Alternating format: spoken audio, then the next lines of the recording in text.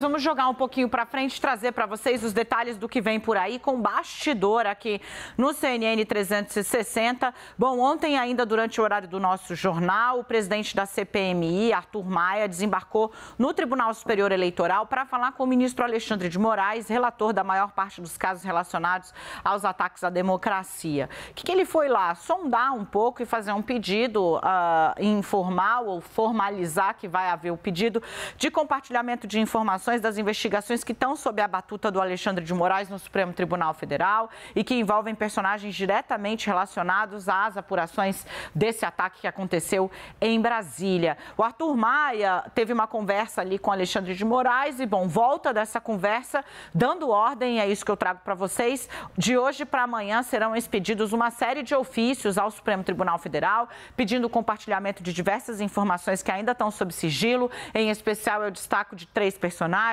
Anderson Torres, ex-ministro da Justiça e ex-secretário de Segurança Pública. Ele chegou a ser preso, é alvo de apuração da PF a pedido, do Supremo, a pedido das autoridades públicas, inclusive da Procuradoria-Geral da República. Vai ter pedido de acesso às investigações do Mauro Cid, onde a Polícia Federal, como você viu em primeira mão aqui no 360, encontrou plano golpista, debate de plano golpista no celular do ajudante de ordens do presidente da República e também do Silvinei Vasquez, né? Esse controvertido personagem que chegou, segundo informações de bastidor, Hélio Gaspari, um dos maiores cronistas do Brasil desde os tempos da ditadura, chegou a escrever que, bom, no dia do segundo turno, houve aquela blitz atípica em cidades da região Nordeste. Silvinei Vasquez chegou ladeado por policiais fortemente armados no gabinete de Alexandre de Moraes e Hélio Gaspari falou que o ministro disse: se não desfizer as blitzes agora, porque isso é ilegal, vai sair daqui preso. Não se intimidou com o grupo fortemente armado que estava lá. Bom, de todo modo,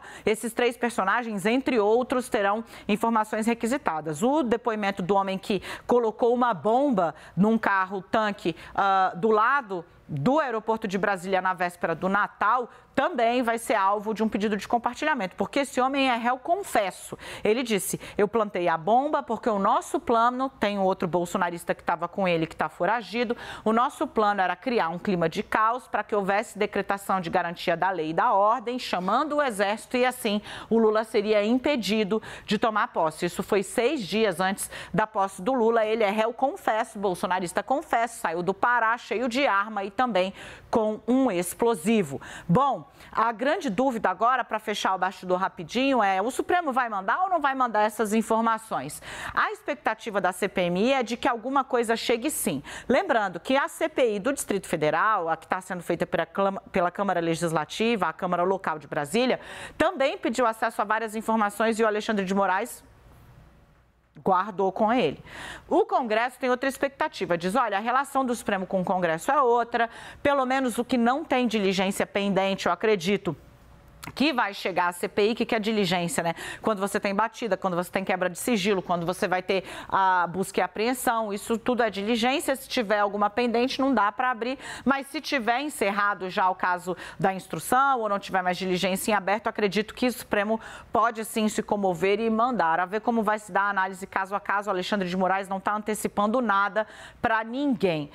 A expectativa é de que em cerca de 45 dias o ministro conclua a fase mais crônica da investigação jurídica sobre o que aconteceu no 8 de janeiro. Mas a CPI já quer os dados e, bom, os bolsonaristas estão na linha do tiro. Vem para cá Renata Agostini, Leandro Rezende e Yuri Pita. Todos esses dados, gente, eles poderiam ajudar muito a CPI a ter o que muita gente já sabe, né? Que o Anderson Torres estava fora, que ele não deixou plano nenhum, que nas conversas ele é citado nominalmente como a pessoa que deixou a coisa desarranjada, que ele diz só não deixa chegar no Supremo. Essas trocas de telefone já estão com a Polícia Federal, a gente já mostrou aqui, mas de todo modo clarearia o caminho da CPMI e dificultaria a vida daqueles que estão tentando reescrever a história. Yuri Pita, eu começo com você.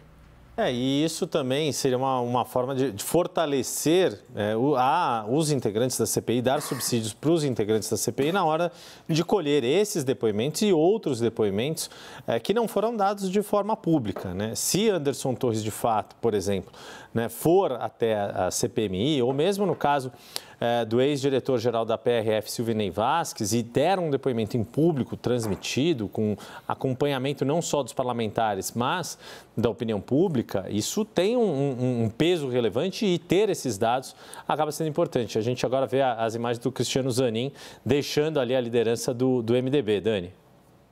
Isso, ele está saindo ali e vai continuar o périplo pelo Senado, pelo que a gente está entendendo. Sai também ali de novo, igual uma bala, Cristiano Zanin, sem falar com ninguém. Tem mantido a discrição, não tem falado nada, até porque ele sabe que neste momento tudo que ele disser poderá e será usado contra ele no Tribunal da Opinião Pública. A gente vai já voltar com a Tainá Farfan para trazer as informações, mas seguimos falando sobre a CPMI, que, bom, vai requisitar informações sobre esses personagens-chave. E Anderson Torres está dizendo que vai falar, Yuri.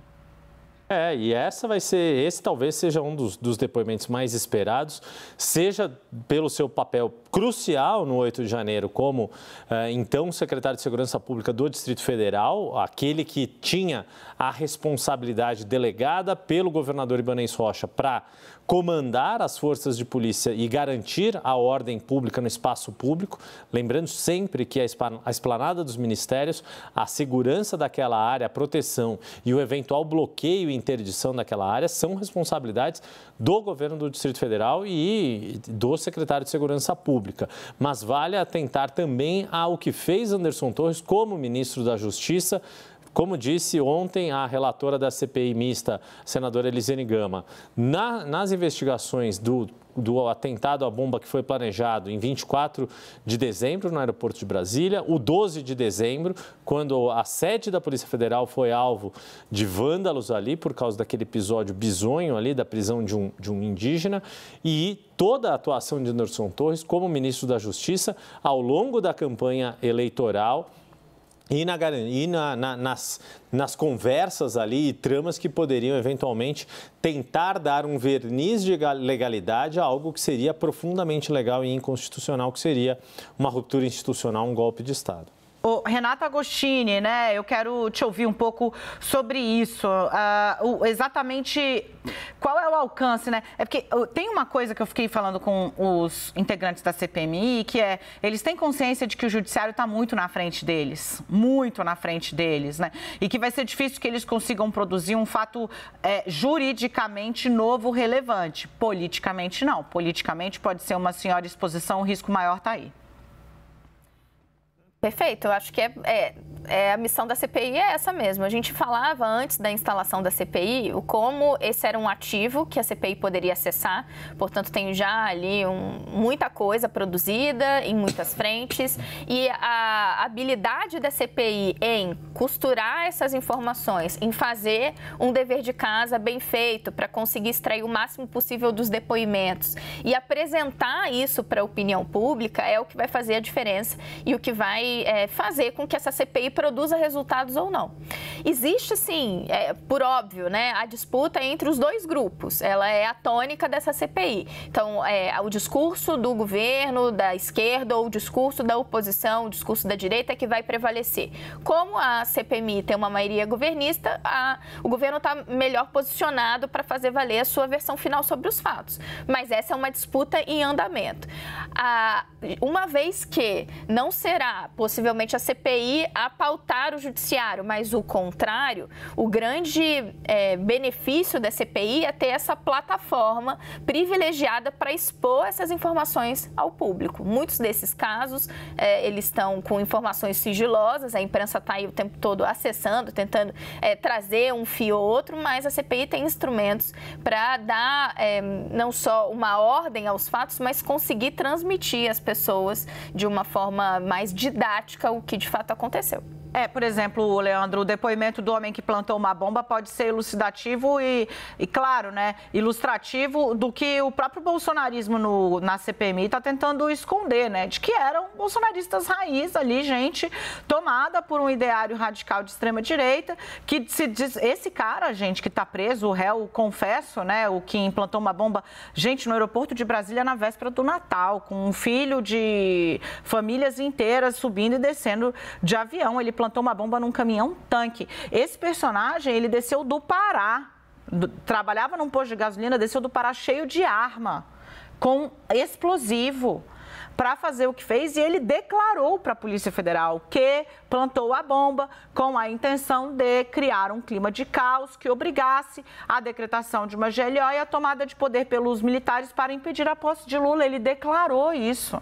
E ele estava onde? No QG do Exército. Pode acontecer de o bolsonarismo acabar produzindo ali coisas como o que a gente viu com aquele desqualificado, condenado judicialmente, inclusive, né, que foi ali a CPMI das fake news fazer ataque à jornalista Campos Melo, né, o que documentou e processou a empresa por disparos em massa na eleição e depois cooptado, chegou lá fazendo uma série de acusações misóginas, nojentas, que eu não vou nem repetir e muito menos citar o nome dele.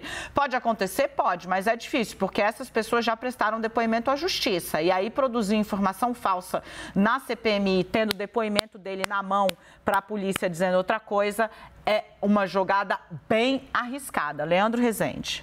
Dani, só essa pessoa que colocou a bomba lá no aeroporto, né, que vai prestar depoimento, e que isso é um dos dados que mais me choca. E aí até dialoga com o depoimento do Silvinei Vasquez, que estava muito preocupado em fazer blitz nos lugares ali onde o Lula foi mais votado no primeiro turno e deixou que 1.870 quilômetros, no mínimo, do território brasileiro fossem percorridos por uma pessoa fortemente armada disposta a perpetrar um atentado terrorista. Essa é a distância, 1.870 quilômetros, entre Belém, capital do Pará, e Brasília, né, que foi onde esse cara chegou para tentar fazer um atentado dessa magnitude. Claro que as pessoas que vão prestar depoimento a essa CPMI, elas vão ter diferentes níveis de pressão. O Silvinei Vasquez é alguém que responde a uma série de procedimentos administrativos na Polícia Rodoviária Federal, por várias denúncias contra ele de assédio, de perseguição,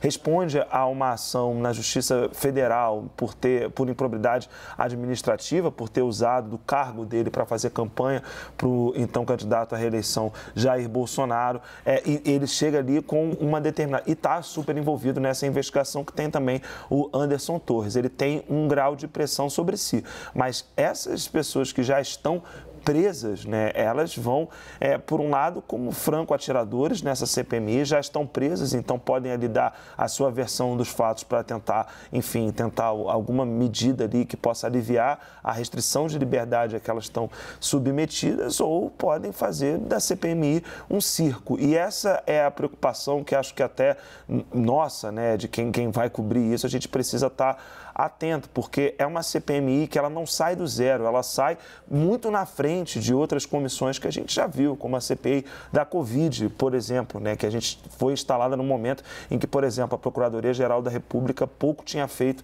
sobre as questões envolvendo o governo federal e a pandemia de Covid-19. Essa CPMI não sai no momento em que tem vários inquéritos avançados no Supremo Tribunal Federal, tem celulares apreendidos, tem muito material produzido pela Polícia Federal e todos os depoimentos que já foram prestados à CPI do Distrito Federal. Então, é uma CPMI que, se for bem trabalhada, pode organizar, e aí vou usar o verbo que a Renata usou, né, organizar para as pessoas melhor o que de fato aconteceu no 8 de janeiro.